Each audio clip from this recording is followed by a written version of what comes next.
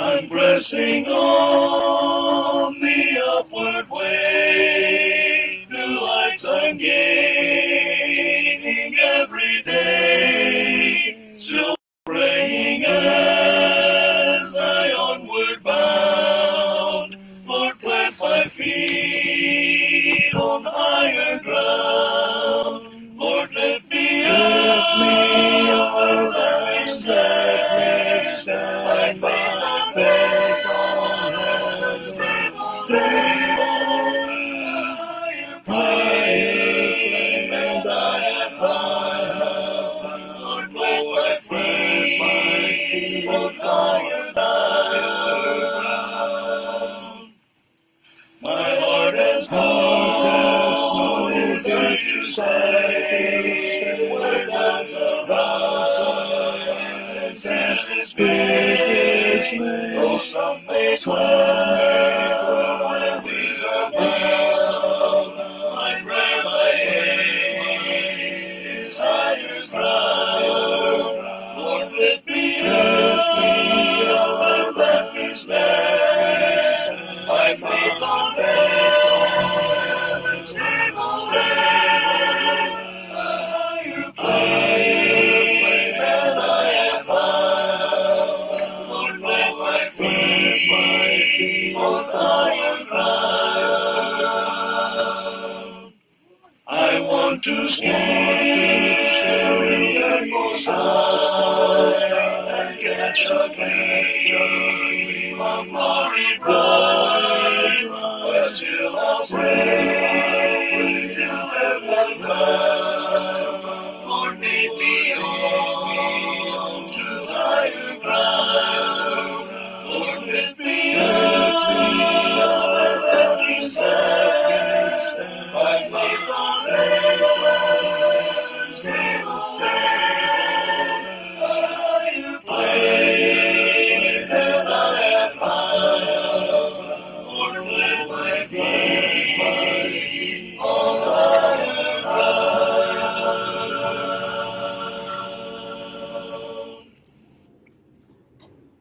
Work, for the night is coming. Work through the morning hours. Work while the dew is sparkling. Work mid springing flowers. Work when the day grows brighter. Work in the glowing sun. Work, for the night is coming, when man's work is done. Work, for the night is coming, work through the sunny noon. Fill brightest hours with labor, rest comes sure and soon. Give every flying minute something to keep in store. Work, for the night is coming, when man works no more. Work, for the night is coming, under the sunset skies, while their bright tints are glowing. Work, for daylight flies. Work till the last beam fadeth, fadeth to shine no more. Work while the night is darkening, when man's work is o'er. Jesus loves me, this I know, for the Bible tells me so. Little ones to him belong. They are weak, but he is strong. Yes, Jesus loves me. Yes, Jesus loves me. Yes, Jesus loves me. The Bible tells me so. Jesus loves me, he who died, heaven's gate to wash away my sin. Let his little child come in. Yes, Jesus loves me. Yes, Jesus loves me. Yes, Jesus loves me. The Bible tells me so. Jesus loves the children dear, children far away or near. They are safe when in his care, every day and everywhere. Yes, Jesus loves me. Yes, Jesus loves me. Yes, Jesus loves me. The Bible tells me so. Jesus, take this heart of mine, make it pure and holy thine. Thou hast bled and died for me. I will henceforth live for thee. Yes, Jesus loves me. Yes, Jesus loves me. Yes, Jesus loves me. The Bible tells me so.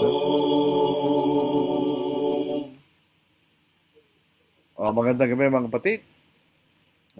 Ito po ay Miyerkules ng gabi ngayon. Bagamat yung iba niya nanonood ng basketball. Pero tayo po ay magpapatuloy po sa ating pag-aaral sa salita po ng Diyos. So sa ating mga kaigsuonan, maayong gabi sa inyong tanan, magsuon. Sa ating mga kakabsat, na ibang gabi kada kayo amin, kakabsat. Yung pong ating mga katugangan sa may Bicol Region, Diyos Marahay na Banggi sa Indugabos. Dito po sa mga taga-Pangasinan, Masanto siya Labi, at si kayo namin. Doon po sa Carabao Island, mayan din gabi sa Tanan. Dito po, maalim sa amin, may pabengi, kaya ko nga. Kung kayo po ay sa Indonesia, salamat, malam.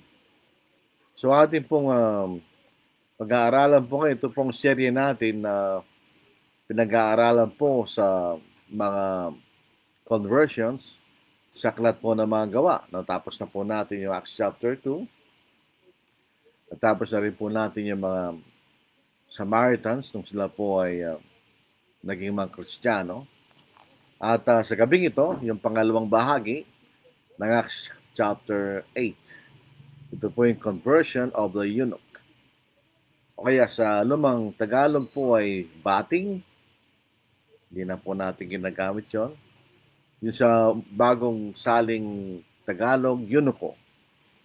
Pero ano po ba ibig sabihin ng mga eunuch? Ano yung eunuch? Doon po sa kasaysayan natin sa Acts chapter 8, may particular na tinawag na eunuch o bating. Ito pong taong ito ay makapangyarihan sa kaharian po ng Ethiopia.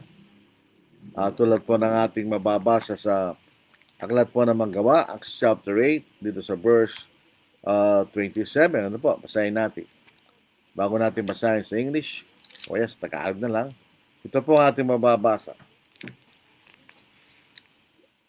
At tumindig nga siya, o dito po sa verse 26. Pagkatapos ay sinabi ng isang anghel ng Panginoon kay Felipe, tumindig ka at pumunta patungong timog sa daang pababa mula sa Jerusalem patungong Gaza.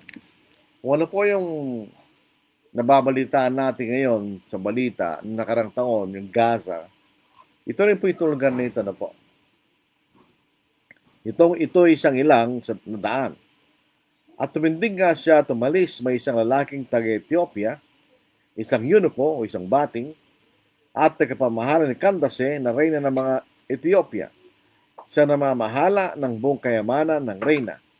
Ang eunuko ay nagpunta sa Jerusalem upang sumamba. So dito po sa impormasyon na ating nabasa, ito pong bating ay makapangyarihan sa kaharian ni Candace na taga Ethiopia.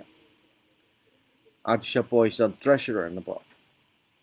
Siya ang tagapamahala ng lahat ng kayamanan nitong Reynang Candace. At siya po ay pumunta sa Jerusalem upang sumamba. So most probably, ito po ay isang eunuch o isang naging Hudyo. Meron po mga hindi naman po mga Hudyo, mga Hentil, na tuluyang naniwala sa paniniwalang na mga Hudyo sa kautusan ni Moises at nagpatuli. So sila po yung naging mga Hudyo. Yun po yung mababasa natin sa Gawa, chapter 2. May mga tao, may mga Hudyo, galing po sa Roma, na sila po ay naging mga Hudyo. Basahin natin. Ito po sa Acts chapter 2 verse 10. Sa Phrygia at Pamphylia, sa Ehipto, sa mga lupain ng Libya, nasakop ng Cyrene, at mga panauhing taga-Roma, mga Hudyo, at gayon din ang mga naging mga Hudyo. So itong eunuch na ito ay maaaring siya po ay naging isang Hudyo. So si Hentil, ito po pinag-uusapan, so maaaring siya naging isang Hentil. So isang proselyte. So ang katanungan po sa atin, ano ba itong mga bating na ito? Ngayon pong sa kasalukuyang panahon, hindi na po pwede magkaroon ng bating. Yung po ay magiging against human rights kanila . Kasi ito po mga bating, ito po isang lalaki na inalisan ng kanyang pagkalalaki. Tinanggal, castrated kanya. Marami pong dahilan ba't ginagawa nila yan. Number one, kung ito po ay pinagkakatiwala ng hari o reyna sa kanyang kaharian,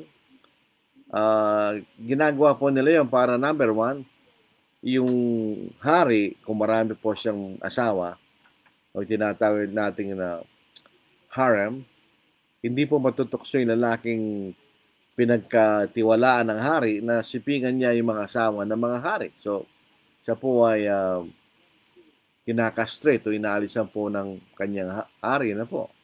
Kaya nga po, sa panahon natin ngayon, hindi mo na magagawa yan. Yung po yung laban sa karapatang pangtao. O kaya, para hindi isang pinagkakatiwalaan na hindi maaaring gumawa ng isang plot na alisin sa kapangyarihan ng hari dahil hindi siya pwede magkaroon ng anak. So, hindi siya magkakaroon ng dynasty sa kaharian. Kasi yung mga hari at naging hari sa kaharian ay galing lang sa isang pamilya o isang dynasty. Bilang halimbawa, pananglitan o kaspagarigan, doon po sa kaharian ng Inglaterra o United Kingdom, ang namumuno pong mga hari at mga reyna ay yung House of Windsor. Kanya. So, pamilyang Windsor ang naging hari at reyna sa United Kingdom. So, gaya lang po sa kailang pamilya. So, kung ikaw po ay inalisan ng pagkalalaki, hindi ka na maaari magkaroon ng anak. So, hindi ka pwedeng lumaban sa hari. So, itong mga bating na ito, noong unang panahon, sila po ay ginagamit sa maraming mga kaharian. Misa matatagpuan po na sa ancient Middle East, o ancient Greece and Rome, sa China, Korea, and Thailand.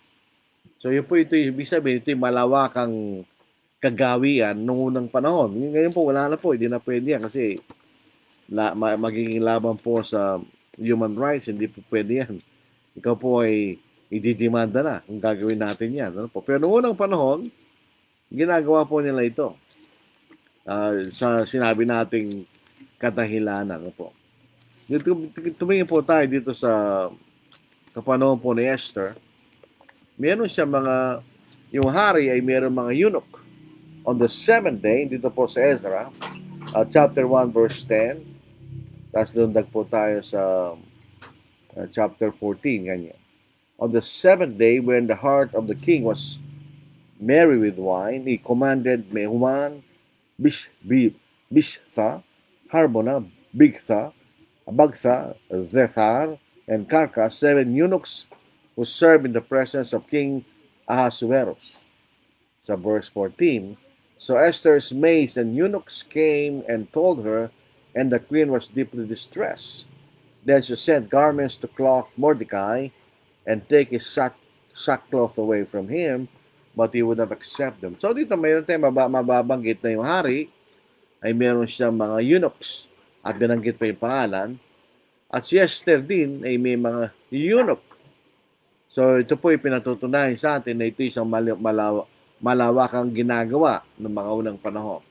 Dito po sa Daniel chapter 1 verse 9, nung nagkaroon po nung naging alipin ang bansang Israel sa lupain po ng Babylon, si Daniel po ay naglingkod sa hari. At dito po sa Daniel chapter 1 verse 9, binanggit po yung mga eunuchs. Now God had brought Daniel into the favor and goodwill of the chief of the eunuchs. So may pinuno kanya ng mga bating o chief of the eunuchs. So may mga eunuchs noong unang panahon na po. Sinabi na po natin dahilan bakit mayroong ganong klaseng mga tao sa mga kaharian noong unang panahon. Kahit ang ating Panginoon, binanggit po niya sa Matthew chapter 19 verse 12, yung mga eunucho, ano po. Basahin natin sa Matthew chapter 19. Noong nagrereklamo po yung mga alagad niya na kung bawal pong hiwalay ng mga asawa, ang sabi nila, mabuti pa na huwag na tayo mag-asawa kanya. At ito binanggit ng ating Panginoon sa kanila, dito sa 19 verse 12. Ito po ang ating bababasa. Verse 10. Sinabi ng mga lagad sa kanya, kung gayon ang kalagayan ng lalaki sa kanyang asawa, mas mabuti pang huwag nang mag-asawa. Ngunit sinabi niya sa kanila, hindi matatanggap ng lahat ang pananalitang ito, kundi yun lamang pinagkalooban nito. Sapagkat may mga eunuko na ipinanganak na gayon mula sa sinapupunan ng kailang mga ina. Hindi naman ibig sabihin na wala silang pagkalalaki mula sa kapanganakan. Ang ibig sabihin, hindi po sila nag-aasawa. May mga lalaki na ganon, hindi sila nag-aasawa. Pangalawa, may mga eunuko na ginawang eunuko ng mga tao. Itong pinag-uusapan natin. Ito. At may mga eunuko na ginawang eunuko kailang mga sarili, alang-alang sa kaharian ng langit. Ang makakatanggap nito ay ang tumanggap. Ito po ay ginagamit na basihan sa compulsory celibacy ng mga paparing katoliko. Ano po? Pero ito hindi siya compulsory. Sabi ng Panginoon, ang makakatanggap nito ay ang tumanggap. So kung kaya mong huwag mag-asawa, alang-alang sa kaharian ng Diyos, di bahala ka kanya. Pero sabi ng Panginoon, di lahat ay makakatanggap ng gayon. So yung mga eunuch na binanggit rito, ginamit ng Panginoon sa kahulugan, hindi siya nag-aasawa. May pinapanganak na talagang hindi nag-aasawa. May mga hindi nag-aasawa dahil inalis ang kanilang pagkalalaki, ginawang eunucho ng mga tao. At may mga katulad ni Apostle Paul na hindi nag-asawa, alang-alang sa kaharian ng Diyos. So yun po yung tinatawag natin mga eunuchs. Kung ikay ginawang eunuch ng isang reyna o isang hari, yun ang dalawang dahilan ng makikita natin. Either na ikaw ay pinagkakatiwalaan sa mga asawa ng hari para hindi mo sila pakikialaman, so tinatagal lang yung pagkalalaki. O kaya kung kayo pinagkakatiwala ng hari para hindi ka gawa ng bang na siya patalsikin, so inaalis din ang pagkalalaki mo, ibig sabihin hindi ka magkakaroon ng pagkakataon magkaroon ng anak. So hindi ka pwedeng gawa ng isang dynasty. Yun ang mga dahilan ng mga eunuch. Ano po? So balik po tayo doon sa eunuch. Siya po ay naglalakbay na po mula sa Jerusalem patungo po sa Gaza. So siya po ay, sabi nga natin, siya po isang proselyte na pagkagaling po ng pagsamba mula sa Jerusalem patungo sa Gaza, nagbabasa siya ng bahagi po ng Isaiah. Mamaya makikita na sa Isaiah chapter 53 na po. Ngayon, inutusan po ng Espiritu Santo si Felipe na puntahan niya yung eunucho sa kanyang paglalakbay. Dito makikita natin, dito sa verse 28. Si pabalik na at nakaupo sa kanyang karwahe, binabasa niya ang propeta Isaias. Sinabi ng Espiritu kay Felipe, lumapit ka at makisakay sa karwaheng ito. Kaya tumakbo si Felipe roon at kanyang narinig na binabasa niya si propeta Isaias na sinabi niya na unawaan mo ba ang binabasa mo kanya. So itong bahagi po ng Isaiah ay Isaiah chapter 53, ano po? Yun ang binabasa ni nung Yonoko. Ngayon, may sagot po siya rito, ano po? Sabi ng, ito po yung binabasa niya, ano po? Sa verse 30, verse 31, verse 33, ano po? Ito'y galing po sa Isaiah chapter 53. At ito basahin natin. Kaya tumakbo si Felipe sa verse 30 doon at kanyang narinig na binabasa niya si propeta binabasa niya si Isaias na propeta at sinabi niya, naunawaan ba binabasa mo? Do you understand what you're reading sa English?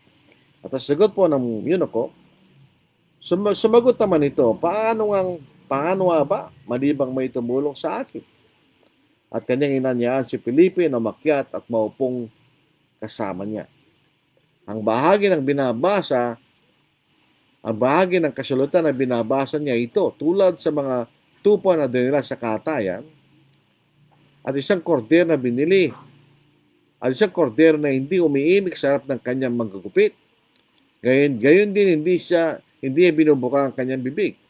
Sa kanyang pagpapakababa ay pinagkait sa kanyang ang katarungan, sino makapaglarawan sa kanyang lahi, sapagkat tinalis sa lupa ang kanyang buhay. Ito po sa Isaiah chapter 53 verses 7 to 8. Ang tanong ni Felipe, do you understand what you are reading? At ang sagot ng Yonoko, how can I unless someone guides me? Ito pong sagot ng Yonoko ay ginagawang basihan ng ibang mga sangay ng pananampalataya na sinasabi, kung ikaw lamang sa iyong sarili, hindi mo maaaring maunawaan ang salita ng Diyos. Doon po sa atin nakakista ng pananampalataya, yun ang kailang tinuturo. Naniniwala ng isang ordinaryong tao, hindi niya maaaring maunawaan ang Biblia, maliban kung ang iglesia o yung church ang magbibigay ng kahulugan. Meron din pong ibang sangay mga churches na nagsasabi ng ganun parehong kaisipan. Yaw lamang ordained ministers ang pwedeng magpaliwanag ng kahulugan. Kaya sabi nila, kung ikaw isang ordinaryong tao, hindi mo maaaring maunawaan ang banal na kasulatan. Yung po ay ginagamit nila itong sagot na ito ng Yonoko. How can I unless someone guides me? Alam po ninyo, naunawaan nung Yonoko yung binabasa niya. Meron lamang siyang hindi maunawaan at mapapaliwanag natin mamaya. Ginagamit po yung mga talatang ito sa 2 Peter chapter 1 verse 20 na sinasabi dito, hindi natin maaaring basahin at unawain ang salita ng Diyos sa ating sarili. Yun sa Tagalog, ano po? Sapagkat walang propesiya na dumating sa 2 Peter chapter 1 verse 20 to verse 21. Una sa lahat, dapat ninyong malaman ito na walang propesiya ng kasulatan na nagmula sa pansariling pagpapakahulugan. Sapagkat walang propesiya na dumating kailanman sa pamagitan ng kalooban ng tao, kundi ang mga taong inudyukan ng Espiritu Santo ay nagsilita mula sa Diyos. Ang sabi rito, so tingnan niyo, hindi mo kanya pwedeng maunawaan ang Biblia sa iyong pansariling pagpapakahulugan. Dito po sa English, knowing this first, that no prophecy of Scripture is of any private interpretation. So sabi nila, hindi mo pwedeng unawain ang Biblia sa iyong sarili. Hindi natin maaaring maintindihan ang Biblia maliban kung ang mismong simbahan ang magbibigay ng kahulugan. Siya lamang binigyan ng otoridad ng Diyos na magbigay ng kahulugan. Sa ibang iglesia naman, sabi nila, maliban kay isang ordained minister, hindi mo pwedeng maunawaan ang Biblia. So in other words, in essence, sinasabi nila, sa iyong sarili, hindi mo pwedeng maunawaan ang Biblia salita. Pero kung babasahin natin ang Biblia, maaari nating maintindihan ang salita ng Diyos. Isipin lang po natin, kung bibigyan tayo ng aklat ng Diyos, na doon ay nakapaloob kung paano natin masusumpangan ang kaligtasan ng ating mga kaluluwa, at hindi mo maunawaan yung aklat na yon, maliban na may magpapaniwalag sa iyo, bakit mo binigay yung aklat? Hindi na bibigay yung aklat. Diretso na lang mula sa Espiritu Santo bibigay siya ng kahulugan. Bibigyan tayo ng aklat, ito na isulat. At ito'y ating maintindihan o maunawaan. Tingnan natin, patunayan po natin sa Biblia. Maraming talata, gagamit lang po tayong 3. Sa John chapter 20 verse 30, and truly Jesus did many other signs in the presence of his disciples, which are not written in this book. But these are written that you may believe that Jesus is the Christ, the Son of God, and believing you may have life in His name. Ibig sabihin, ito'y naisulat kanya para sa anong dahilan? Para tayo po ay maniwala na si Jesus ay Kristo. Pag sinabi natin naisulat, ito'y naisulat, babasahin mo.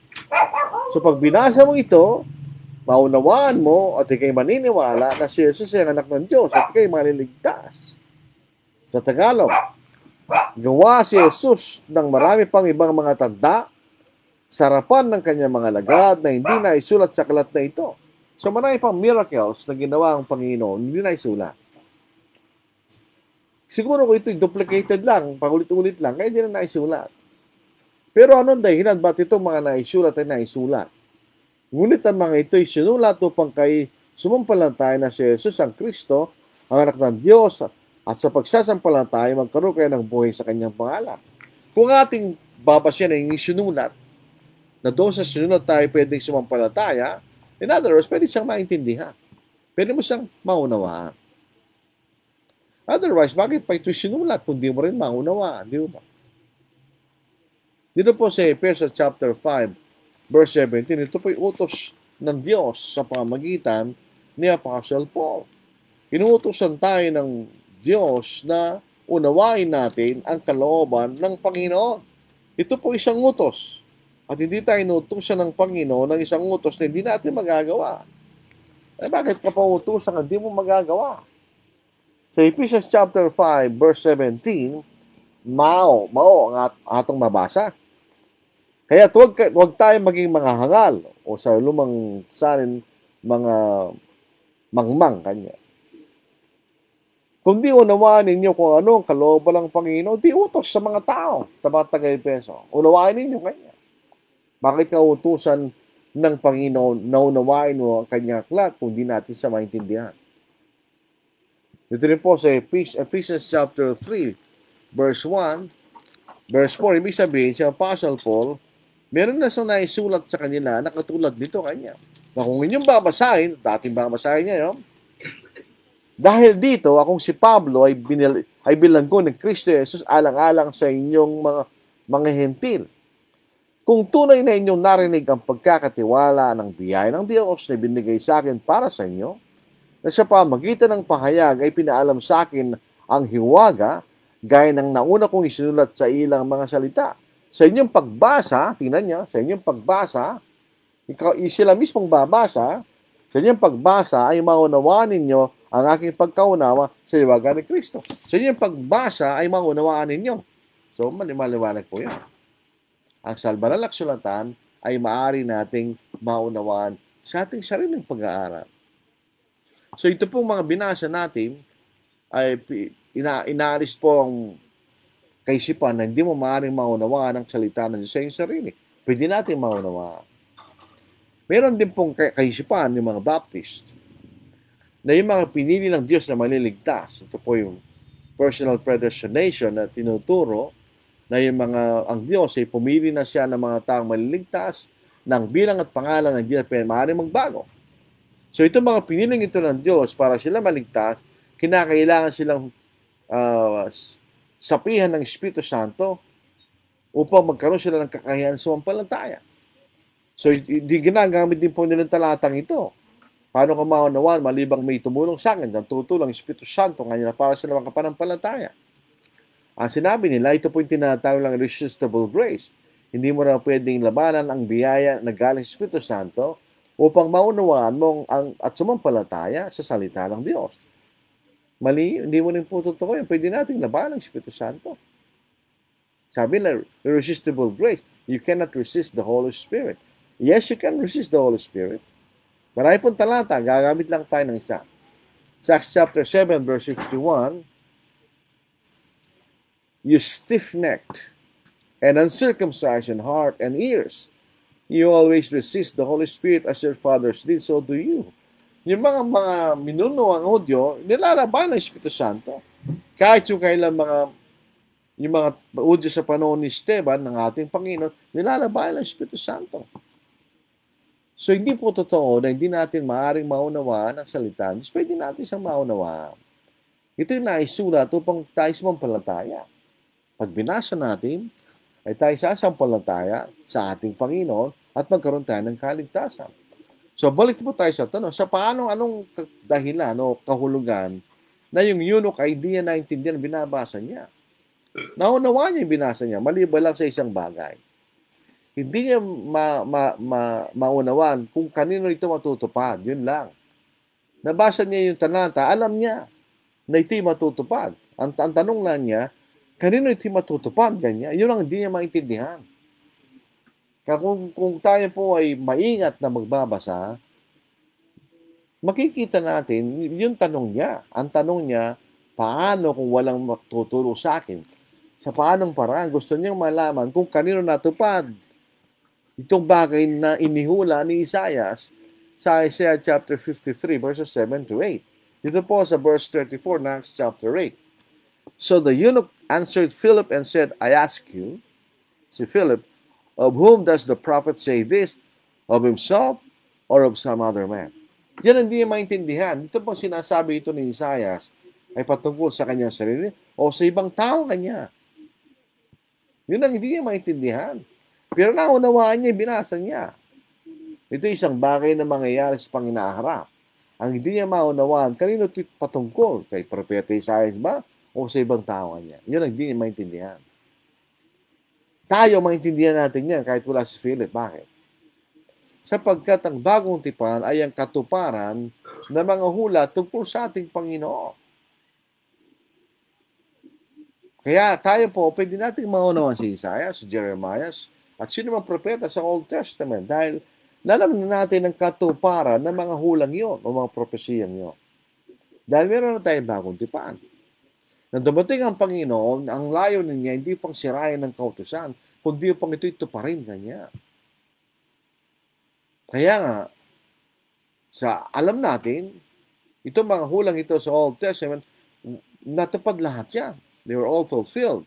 Ito'y tinupad ng ating Panginoon. Dito po sa Matthew chapter 5 verse 17. Ito'y ginagamit ng mga Seventh-day Adventist para sabihin nila na hanggang ngayon meron pa rin kautusan ni Moises dahil hindi na po dumating ang Panginoon para sirain niya yung kautusan na ito. Do not think that I came to destroy the law or the prophets. I did not come to destroy but to fulfill. Hindi niya sinira, tinupad nga niya eh. Siya lamang po ang tao nakatupad sa buong kautusan ni Moises, pati na yung mga hula patungkol sa kanya. So pag binabasa natin yung New Testament, maunawaan natin ang katuparan ng mga hula sa Old Testament. Yung bating, ang binabasa lang niya Old Testament. Hindi pa naituro sa kanya ang Ebanghelyo, ang katuparan ng mga hula sa Old Testament. Ito ang isang bagay na alam natin ngayon dahil meron tayong bagong tipan na tayo nabasa na po natin, si Kristo ang katuparan ng buong Old Testament at yung hula o propesya na binabasa ng eunuch sa Isaiah chapter 53, 7 to 8.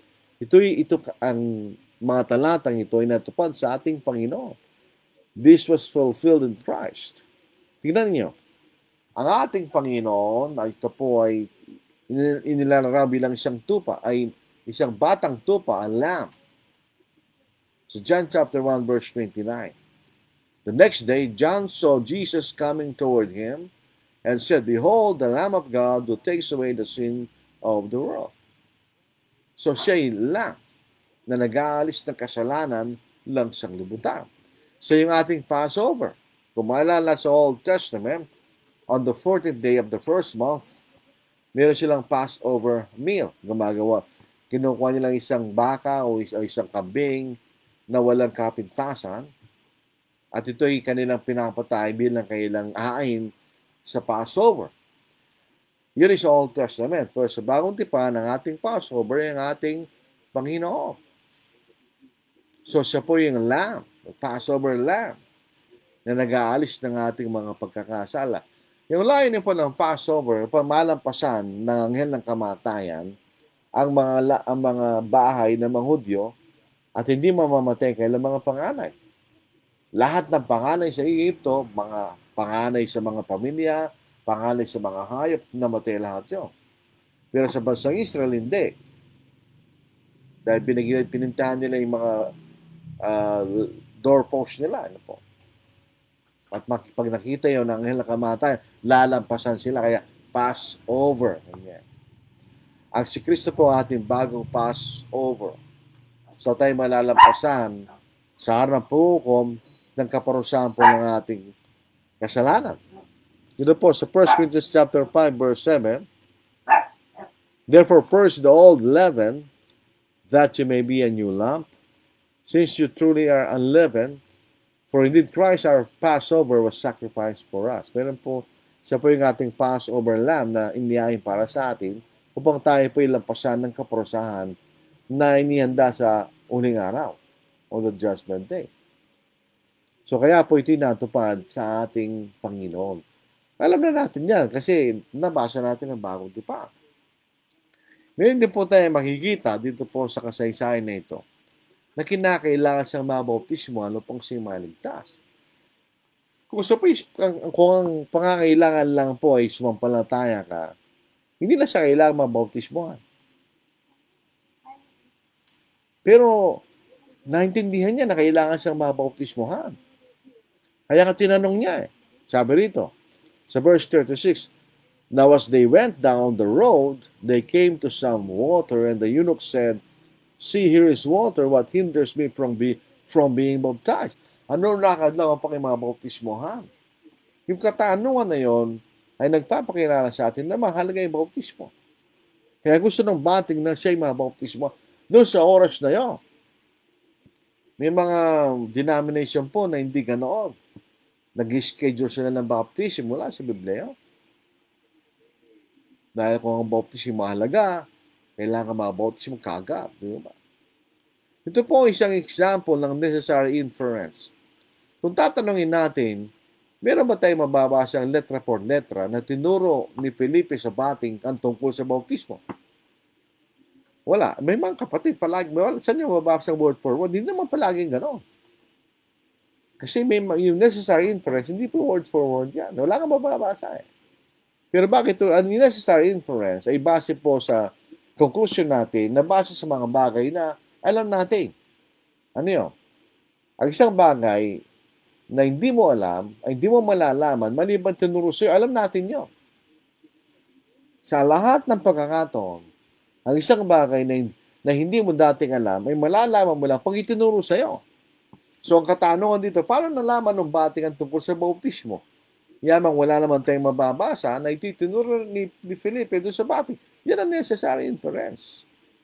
Nang itinuro si Jesus sa kanya, kasamang itinuro ang tungkol sa bautismo kanya. Kaya nakakita siya ng tubig, siya mismo nagtanong, nandito ang tubig, ano nakadlaw po kayo mabautismohan? Yan siya kalimbawa ng necessary inference. Walang word for word. Kung tinanong natin, saan mo mababasa ang word for word? Na tinuro ni Felipe ang bautismo sa bating, wala kang mababasa. Pero paano nalaman ng bating?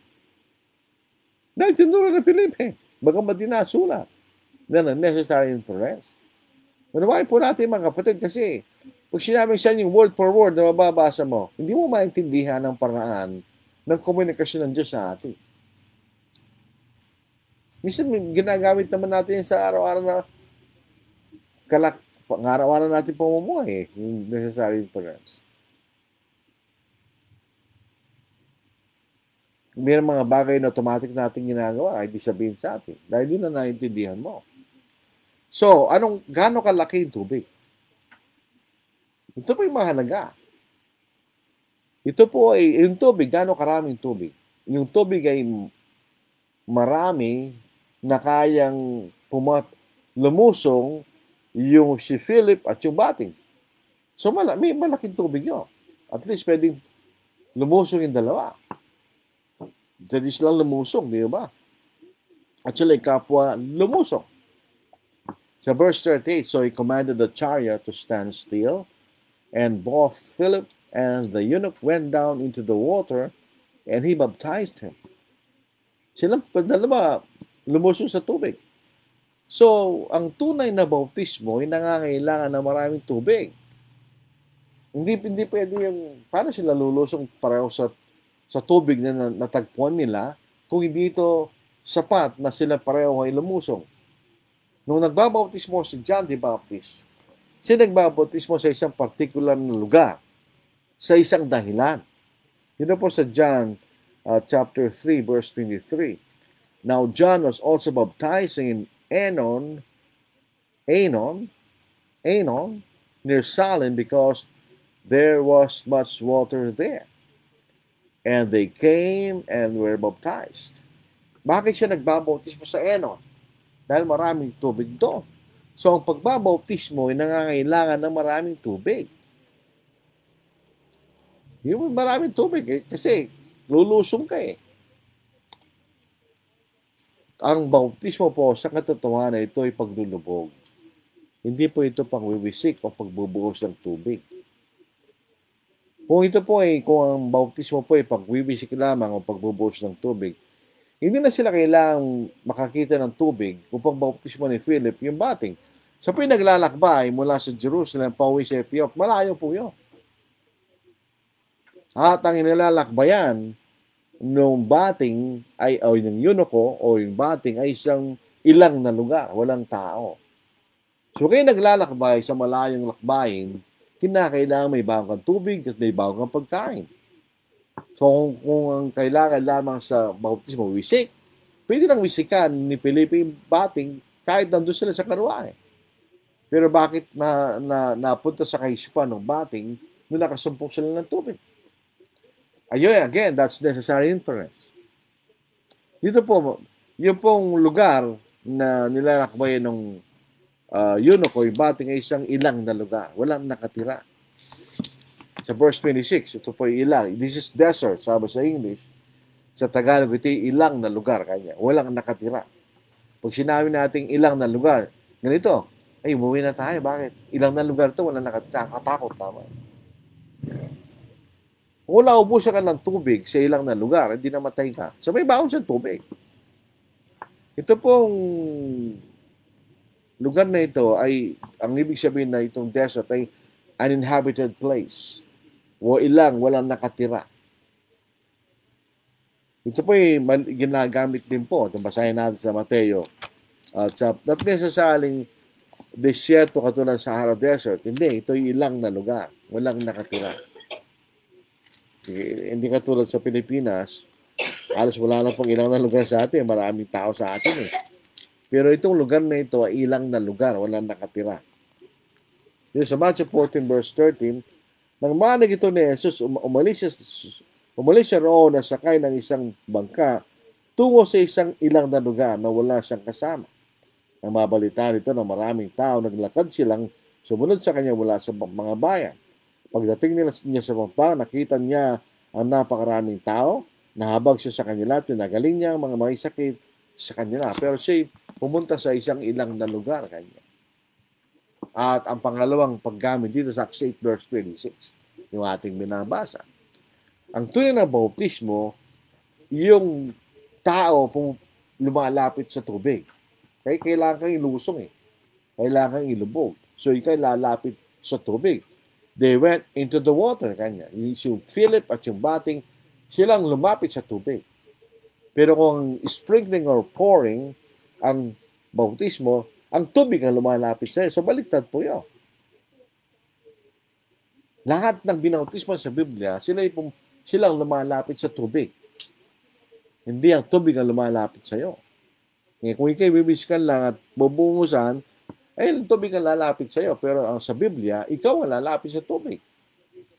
Ano bang ibig sabihin ng baptism o baptized? Yung salitang baptism, hindi po ito naisaling.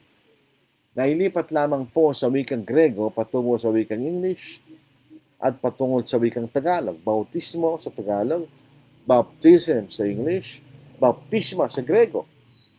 Ang ibig sabihin ng baptisma, ayon po kay Vine, baptism consisting of the processes of immersion, submersion or complete immersion, and emergence o tayo po ay pag-aahon sa tubig.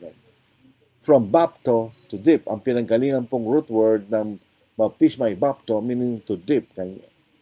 Noong unang panahon, pag sila nagkukulay ng mga tela, inilulublob nila yung tela sa isang lalagyan na may kulay. Kaya to dip, to dye, ganyan, to color.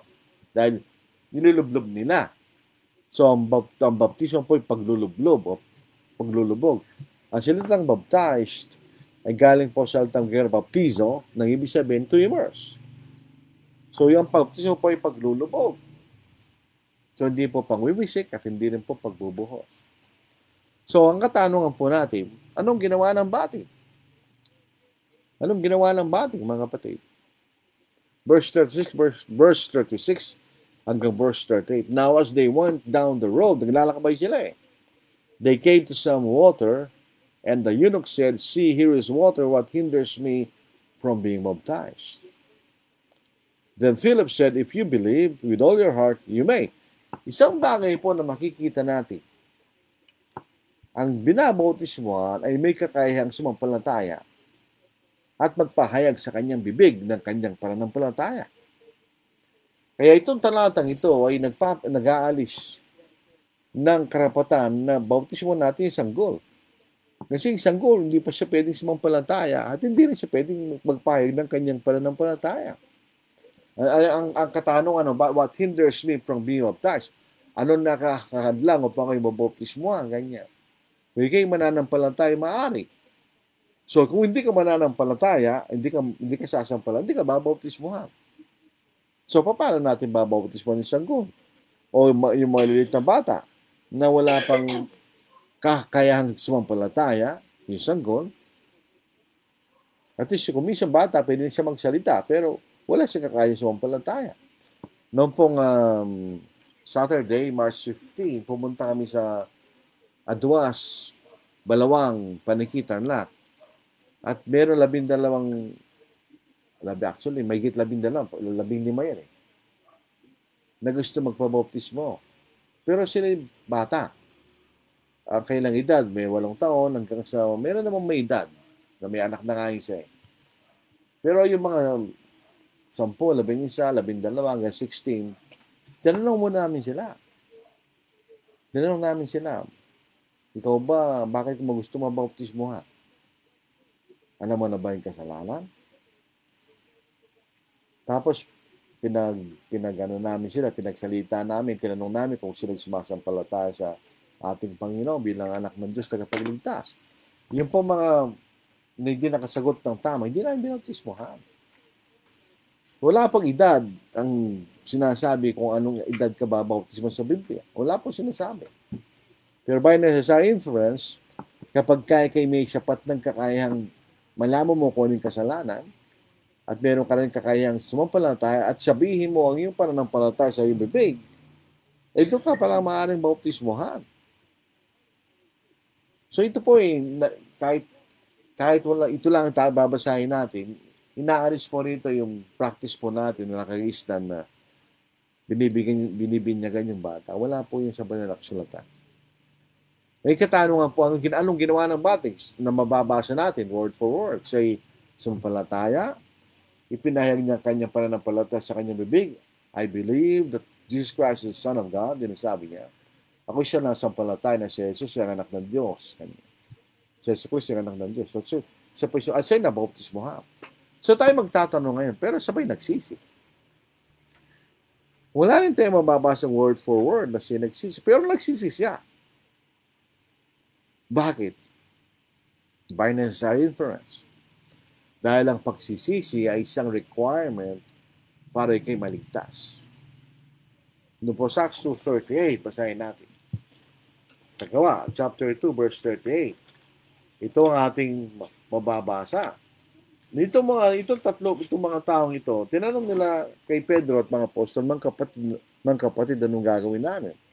Nung magbigay po ng conclusion, si Apostle Peter at yung 11, na dito po sa verse 36, kaya dapat malaman ng may katiyakan ng buong sangbahayan ng Israel na ginawa siya ng Diyos na Panginoon Kristo, itong si Jesus na inyong ipinako sa krus. So yun ang katotohanan kanya. Yung pinako niya sa krus, yun ang iniintay niyong Kristo kanya. At nang marinig nila ito, nasaktan na kailang puso by guilt. At sinabi kay Pedro at sa ibang mga apostol, mga Ginoo, mga kapatid, anong dapat naming gawin?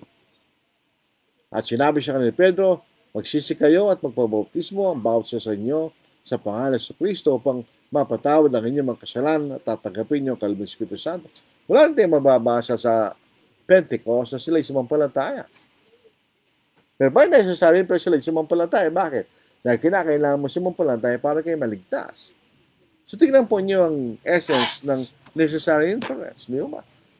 O wala tayong mababasang literal sila nagsisi. Pero natin nagsisi sila. Bakit? Sapagkat yun ay kailangan upang kayo maligtas. So ang makikita natin, ginawa niya yung proseso ng binibigay ng ating Panginoon upang tayo maligtas sa sumampalataya, nagsisi, nagpayag ng kanyang pananampalataya, siya na bautismohan. Kahit wala tayong mababasa word for word na siya ay nagsisi. Pagkatapos mo nito, siya na bautismohan, siya po ay nagalak. After he was baptized, he rejoiced. Bakit? Because he was saved. Siya nagligtas mula sa kanyang pagkakasala. Ginang po si Jailor. Later on, makikita rin po natin ito. Paano ibig sabihin na kayo sasampalataya? Sasampalataya lang ba sapat na kayo maniwala sa iyong kaisipan? Tulad na sinasabi ng iba? Hindi. No sa Acts 16 verse 30, ito yung tanong ng bating o nung jailor na makita niya na yung mga bilanggo ay doon pa rin. Hindi sila tumakas. Ang sabi niya, and he brought them out and said, Sirs, what must I do to be saved?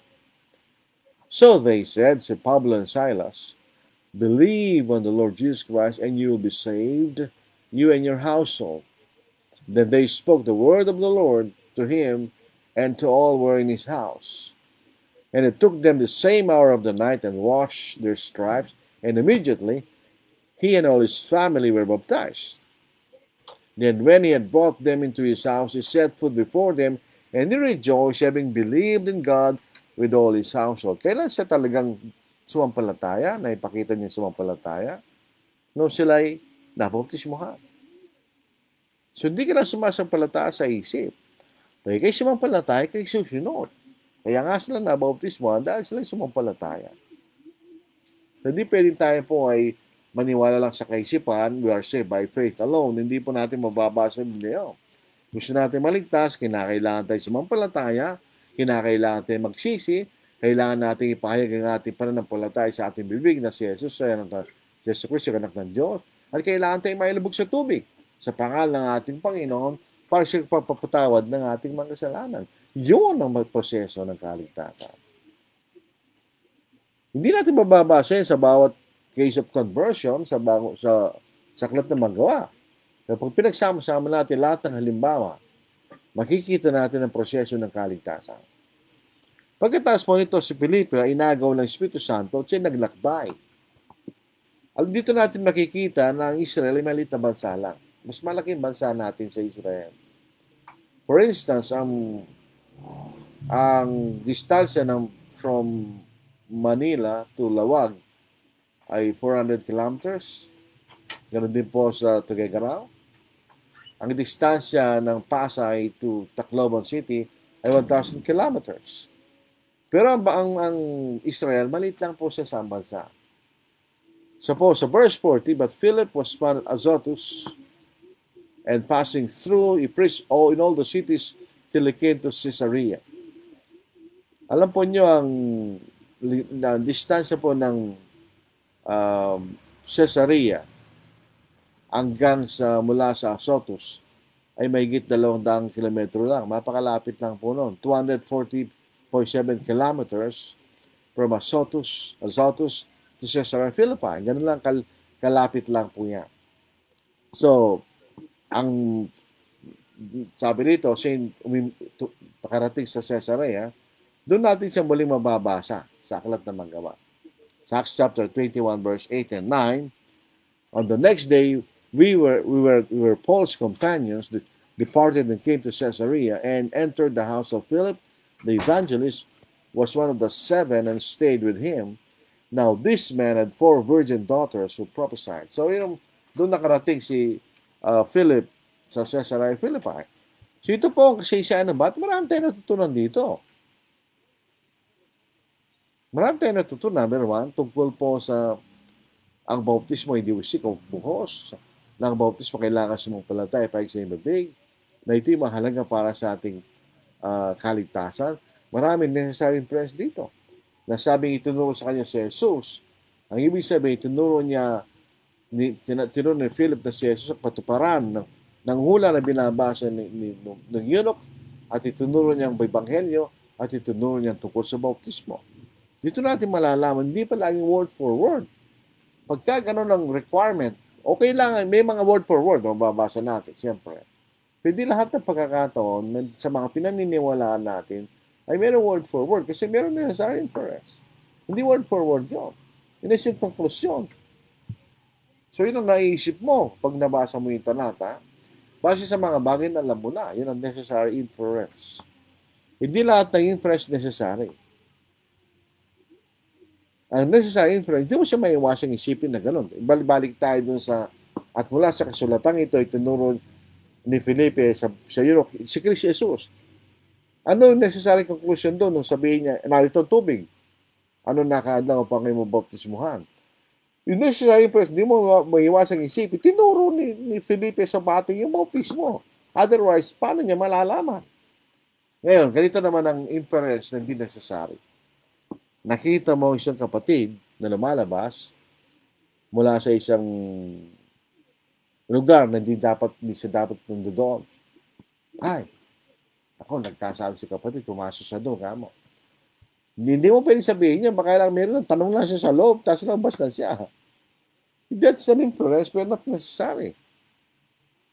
Parang yung siyang kapatid noon, na isang Christian, mahangal pa man din, na tinutulungan ng isang na nagpatulong sa isang kapatid na nagtatrabaho sa bangko. Manager sa bangko yan eh. Mayroon siyang binigyan siyang pera ng isang kliyente. Ang naisip ng kapatid, preacher pa naman. Naku, sinusuwalan yung kapatid. Hindi. Pinaditipo siya lang yan doon sa kapatid na manager. Common practice sa bangko yan. Pagka ikaw isang malaking depositor, hindi mo na kailangan pumila dyan. Ibigay mo lang yung slip mo na nandoon yung pangalan mo at yung pera doon sa manager, siya na magdideposito. Hindi siya sinuhulan. That's an inference, but not necessary. In fact, nagkasala pa yung kapatid ito. Nag-iisip siya ng masama, di ba? Sana itong ating pag-aaral po sa gabing ito ay nakatulong po. Minsan, akala natin ganun din ang pagkabasa, pero pag binasa natin mabuti, marami pang mga bagay yung tinuturo sa atin na matalata. Di ba? So ito po ang ating pag-aaral. Maraming salamat sa inyong matyagang pakikinig ng ating binasa. Hindi ko lang po alam kung may tanong.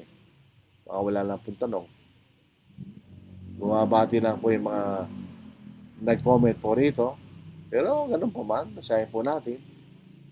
Jillian Lair, good evening. Marisa Rieta Manzanillo, magandang gabi. Brother Lordy and to all our dear brethren. Noel Tanyalas, good evening po sa lahat.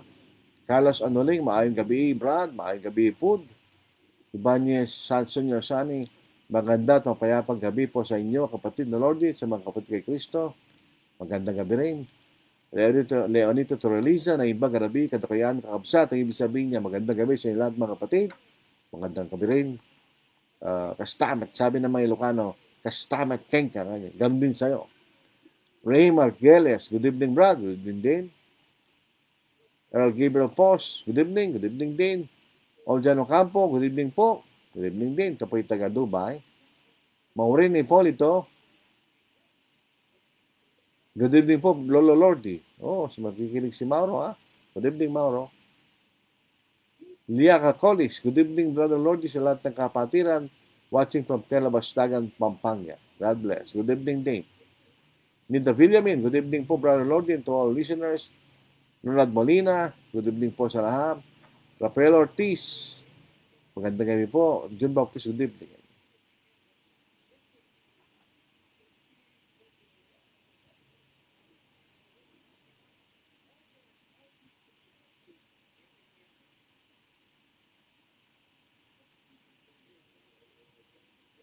Yung pong Old Testament, hindi na po yung autoridad. So, meron po comment isang comment dito. Philip's encounter with the eunuch happened sometime in the early 40 AD where there was no single New Testament book exist. Totoo yun. Pero ipinapangalang Ebanghelyo by the inspiration of the Holy Spirit. Tandaan din natin yun. Hindi itinuturo ni Felipe yung Old Testament. Ang itinuro ni Philip doon sa bating, ay yung fulfillment ng binabasa ng bating. Because he was inspired by the Holy Spirit. Kasi, inutusan siya ng Espiritu Santo, di ba? The text runs against some who argue that the ultimate Old Testament books have no longer authority or influence in today's preaching. Hindi na siya autoridad. Tandaan natin, hindi natin pwedeng gawing authority ng Old Testament. Ang authority si Kristo, hindi si Moses. Baka ang ibig mo sabihin, kapatid, ito ay para bagang basihan ng mga bagay na mababasa natin sa New Testament. Dahil ang Old Testament ay prophecy, maraming hula doon. At ito ay natupad sa Bagong Tipan. So pag alam natin ang Old Testament, mas maunawaan natin ang Bagong Tipan. But they're not authority. Hindi natin pwedeng sabihin authority. Pag yan ang ibig mo sabihin, pwede tayong gawa ng practice of Old Testament, gawin natin ngayon. Yun ang ibig sabihin ng authority. Pero pwede natin silang gamitin in the sense, ganito. So Romans 15 verse 4, sila po'y tumutulong sa atin upang tayo ay magbibigay sila ng halimbawa sa atin para tayo tumatag sa ating pananampalataya. So Romans chapter 15, ito po ang ating mababasa. Verse 4, sapagkat ang anumang mga bagay na sinulat ng una ay sinulat upang tayo matuto ngayon, upang sa pamamagitan ng pagtsatsaga at sa pagpapasig ng mga kasulatan ay magkaroon tayo ng pag-asa. Ano ibig sabihin ni Pablo raw? Sa Old Testament ay may mga taong halimbawa na nagtiis dahil sila ay tapat sa Diyos. At sila ay ginantipalaan ng Diyos. So, nababasa natin yon, nagkakaroon tayong lakas ng loob sa ating kasalukuyang panahon na tayo na maging tapat katulad nila. Pero yung sinunod nila ay hindi pareho sa sinusunod natin ngayon. We have different laws.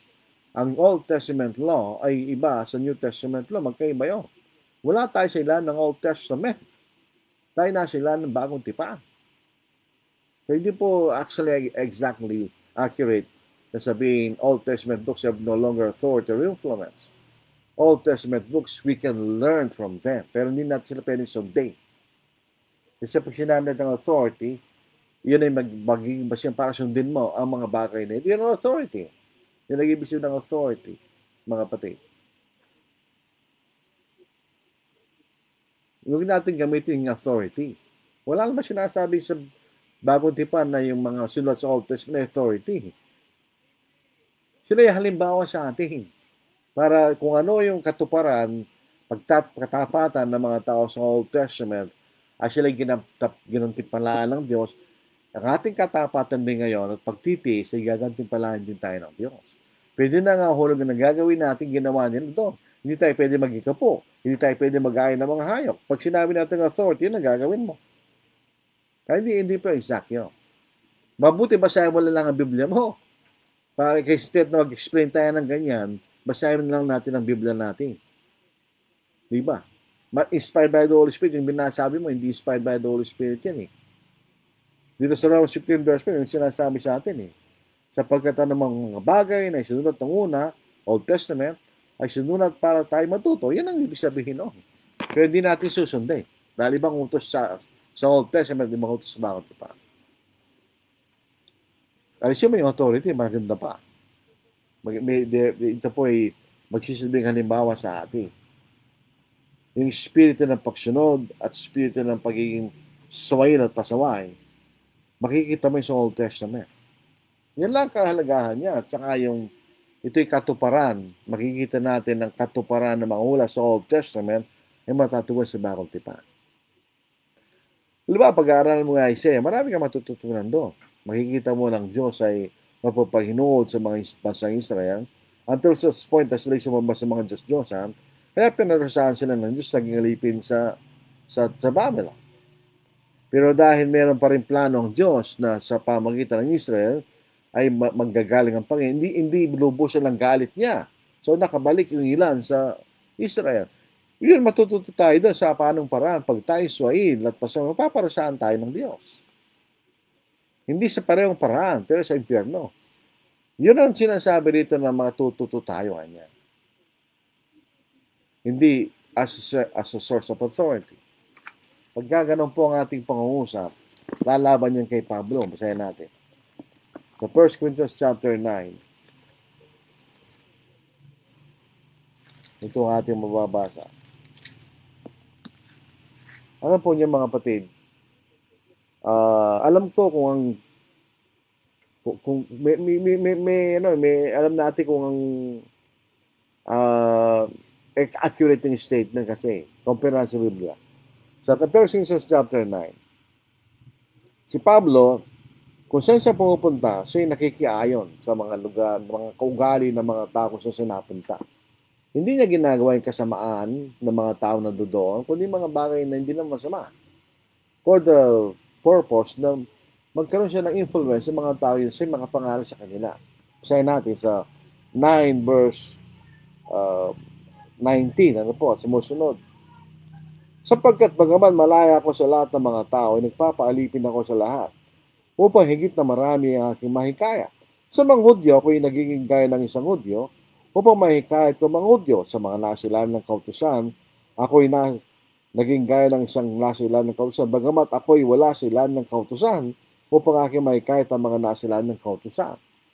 Ang mga nasa labas ng kautusan, ako'y naging tulad sa walang kautusan. Ngunit hindi ako malaya mula sa kautusan ng Diyos, kundi nasa ilan ng kautusan ni Kristo. So ang natuloy doon na si Kristo, hindi ang Old Testament.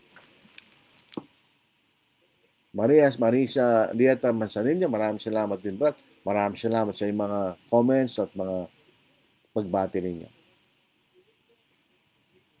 This is not our rest, this is not our home. We are travelers bound for a world to come.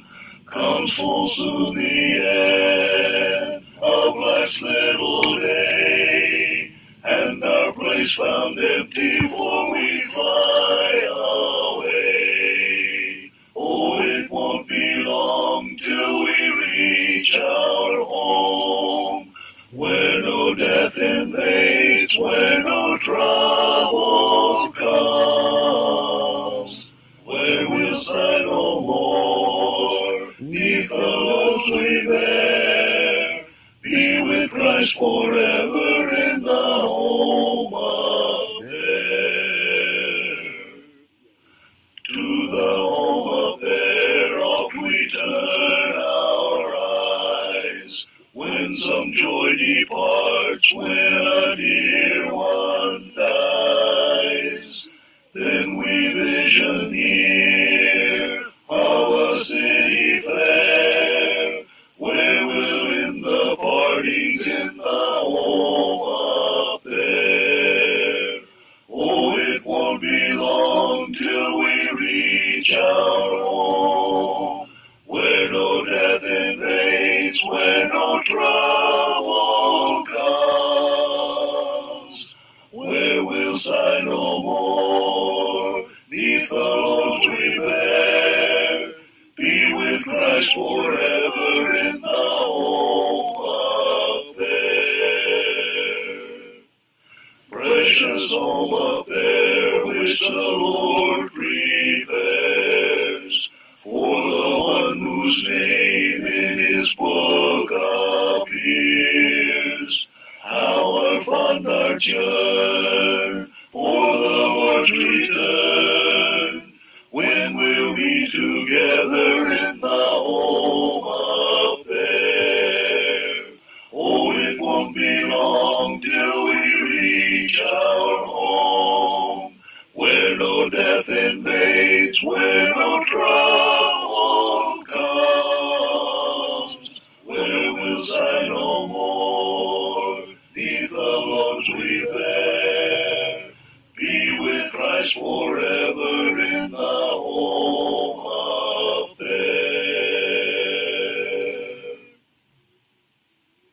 Yield not to temptation, for yielding is sin. Each victory will help you some other to win. Fight manfully onward, dark passions subdue. Look ever to Jesus, He'll carry you through. Ask the Savior to help you, comfort, strengthen, and keep you. He is willing to aid you. He will carry you through. Shun evil companions, bad language, disdain. God's name hold in reverence, nor take it in vain. Be thoughtful and earnest, kind-hearted and true. Look ever to Jesus, He'll carry you through. Ask the Savior to help you, comfort, strengthen, and keep you. He is willing to aid you. He will carry you through. To him that overcometh, God giveth a crown. Through faith we shall conquer, though often cast down. He who is our Savior, our strength will renew.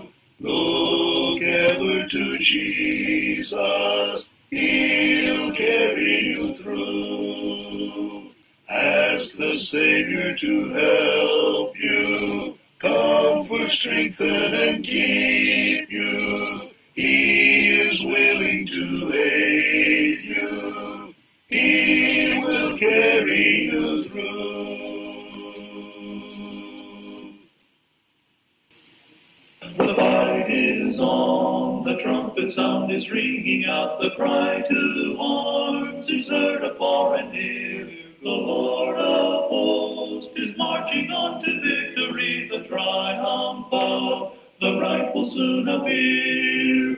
The fight is on, O Christian soldier, and face to face in stern array, with armor gleaming and colors streaming, the right and wrong engaged today. The fight is on, but be not weary, be strong and in His might hold fast. If God be with us, His banner o'er us, we'll sing the victor song at last.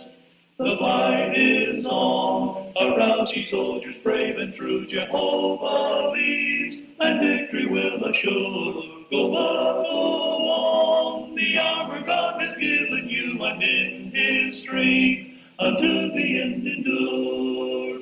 The fight is on, O Christian soldier, and face to face in stern array, with armor gleaming and colors streaming, the right and wrong engaged today. The fight is on, but be not weary. strong and in his might hold fast. If God be for us, his banner o'er us, we'll sing the victor's song at last. The Lord is leading on to certain victory. The bow of promise spans the eastern sky. His glorious name in every land shall honored be. The morn will break, the dawn of peace is nigh. The fight is on, O Christian soldier, and face to face in stern array. With armor gleaming and color streaming, the right and wrong engaged today. The fight is on, but be not weary. Be strong and in his might hold fast. If God be for us, his banner o'er us, we'll sing the victor's song at last. Is your life a channel of blessing? Is the love of God flowing through you? Are you telling the lost of the Savior? Are you ready His service to do? Make me a channel of blessing today. Make me a channel of blessing, I pray. My life possessing, my service blessing. Make me a channel of blessing today. Is your life a channel of blessing? Are you burdened for those that are lost? Have you urged upon those who are straying the Savior who died on the cross? Make me a channel of blessing today. Make me a channel of blessing, I pray. My life possessing, my service blessing. Make me a channel of blessing today. Is your life a channel of blessing? Is it daily telling for Him? Have you spoken the word of salvation to those who are dying in sin? Make me a channel of blessing today. Make me a channel of blessing, I pray. My life possessing, my service blessing. Make me a channel of blessing today. We cannot be channels of blessing if our lives are not free from all sin. We will barriers be and a hindrance to those we are trying to win. Make me a channel of blessing today. Make me a channel of blessing, I pray. My life possessing, my service blessing. Make me a channel of blessing today. Maraming salamat muli mga kapatid sa inyong panonood at pakikinig. Natapos na po muli ang ating pag-aaral po sa Miyerkules ng gabi. Looban ng Panginoon po sa Biyernes po ng gabi, magkakaroon ulit tayo ng pag-aaral po sa Facebook Live. Mayroon na pong bagong palatuntunan po Facebook na yung po mga ganitong live video, sila po ay mananatili lamang sa profile for 30 days. Pagkatapos po ito ay inaalis na, dinidelete. So kung gusto po niyong mapanood pa rin, review, pumunta kayo sa YouTube, sa aming account, Angeles City Southside Church of Christ. Doon po namin dinadownload ni Brother Richard Dionisio ang lahat po ng ating live video sa Facebook. Andun lahat po walang ilang meron na 1,000 video po noon mula 2013 2022, 21, nung pandemic. Marami na rin po, mga kapatid. Gusto po niyong makisama at sumamba ng aming pong church building, matatagpuan po sa Avocado Road, Trinidad Village, Angeles City. Ito po yung malapit sa SM Telbastagan, kung galing kayo ng Angeles. Kung galing kayo San Fernando, una niyo makikita yung Save More. So, meron kayo makikita ang kanto roon. Kung galing po kayo ng San Fernando, nasa kaliwa. Galing kayo ng Angeles, nasa kanan. Doon lang po, lalakad lang kayo ilang daang metro. Sa bandang kaliwa, makikita na po yung church building. So, Avocado Road, Trinidad Village, Angeles City. Ang oras po ng aming pagsamba sa linggo, alas 8 ng umaga, alas 9 ng umaga, at alas 4 ng hapon. Yun po ang aming oras ng aming mga pagsamba. So, tayo po yung manalangin namang banal. Muli, kami po ay nagagalak at natutuwa sa pagkakataon na ibinigay sa amin. Sa abot po ng aming kababaan at kami po ay nagsusumikap na maging purihin ka, tulatin ka, Diyos. Sana po sa pamagitan ng ganitong pag-aaral, maging maliwalag sa kaisipan na nakikinig ang inyong kalooban at nawa sila'y sumunod sa inyong kalooban. Isisi po kami sa mga pagkakamaling ginagawa namin at magkukulang sa araw-araw. Nawa'y patawarin po niyo kami, O Diyos. At dinadalangin namin ang aming kasalukuyan na mamahala sa pamahalahan. Bagamat meron po seryoso mga kalakaran na nangyayari, sana po yung mapanatiling katiwasian, kapayapaan upang kami makapagpatuloy sa paglilingkod sa inyo, Diyos. Dinadalangin namin lahat ng effort ng mga maangaral ng Ebanghelyo na sana'y magtagumpay at may makaluwa na maliligtas. Nagpapasalamat po kami sa lahat ng mga biyaya na ibinibigay sa amin, O Diyos. At ang mga bagay taming iningi, nakilang pangalan ng Kristo. Amen. Mali po, makita tayo sa Biyernes, Pohon, o Lobi ng Panginoon. God bless, take care.